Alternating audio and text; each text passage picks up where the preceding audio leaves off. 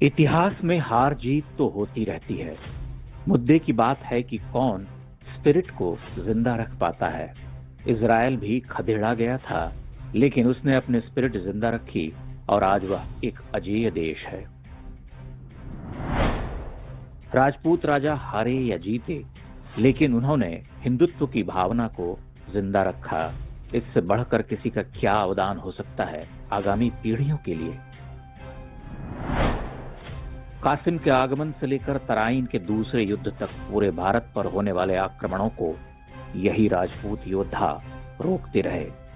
यही राजस्थान ढाल बनकर खड़ा था, आप जिसका बात बात पर उपहास उड़ाते नहीं थकते।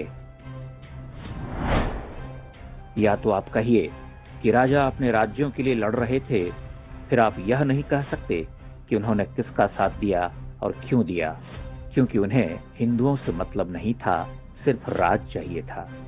या आप कहिए कि हर एक राजा जितना भी उसके लिए शक्य था, हिंदुत्व की भावना को संरक्षित करने के लिए काम कर रहा था।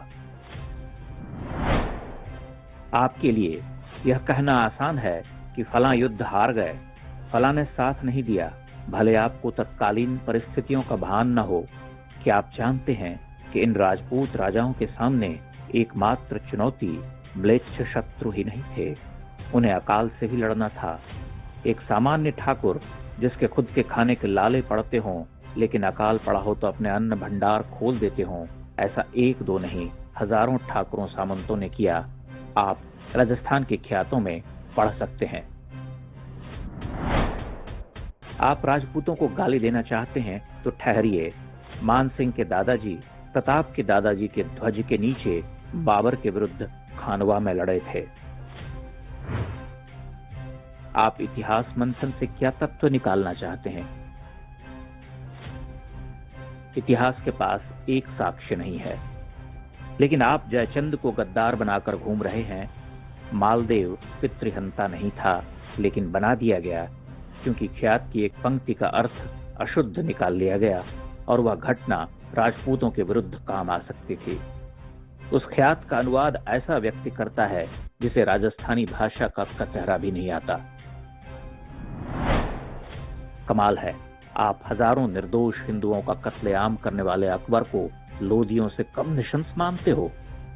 आप औरंगजेब की बर्बरताओं को तुलना की तुला पर रखते हो, फिर आप यह भी कहते हो कि आप इतिहास को आत्म परीक्षण की दृष्टि से देखते हैं। हद कर रहे हैं, इससे बढ़िया तो वामी इतिहासकार हैं।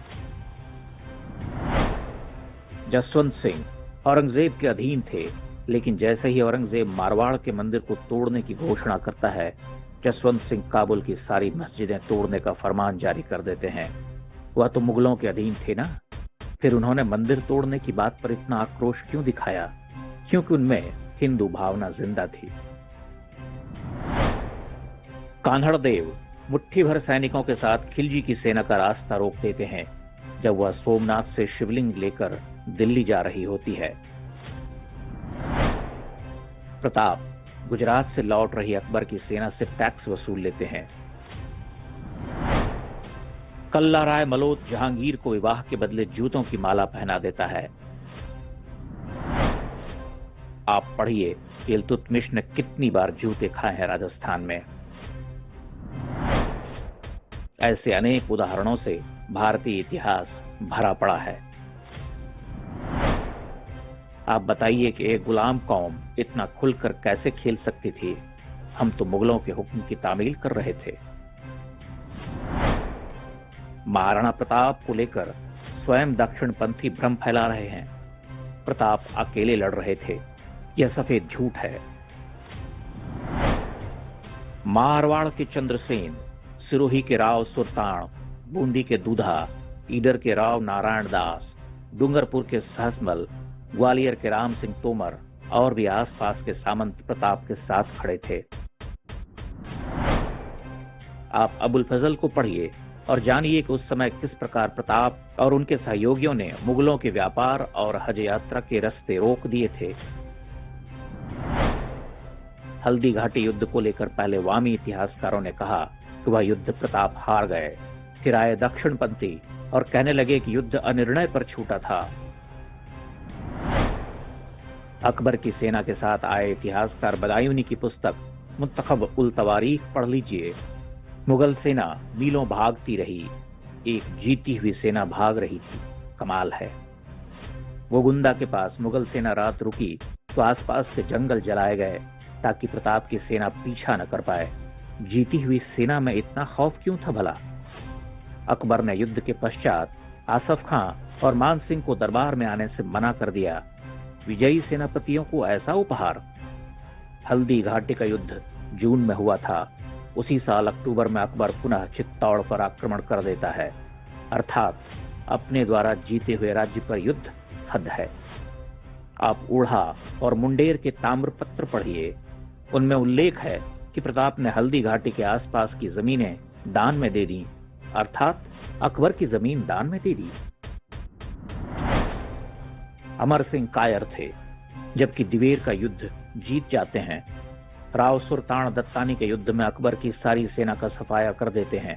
कौन थे ये लोग? इतिहास की मुख्य धारा को गोली मारिए, क्या आप इन युद्धों की चर्चा करते हैं?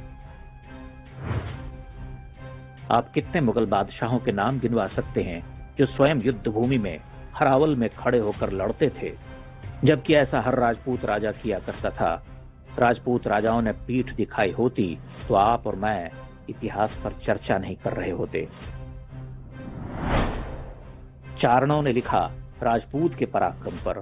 सांगा, प्रताप, राज सिंह, अमर सिंह, दुर्गादास, जसवंत सिंह, जगत सिंह, राव जैत सिंह, राव सुल्तान, डूंगर सिंह, दान दिया, युद्ध लड़े, दुर्ग बनवाए, मंदिर बनवाए, तालाब खुदवाए। आपको एक क्षण नहीं लगता और आप कह उठते हैं कि चारण चापलूसी करते थे। राजपूत राजाओं का ऋण है हिंदुओं पर। राजस्थान का तो नाम लेने से पहले 2 बार अपने हाथों से कान को स्पर्श कर लेना चाहिए। हिंदू भावना को इन राजाओं ने जिंदा रखा। आप हार जीत के पलड़े में रखकर इतिहास देखने के पक्षपाती हैं, जो राजपूत राजाओं का सरासर अपमान है।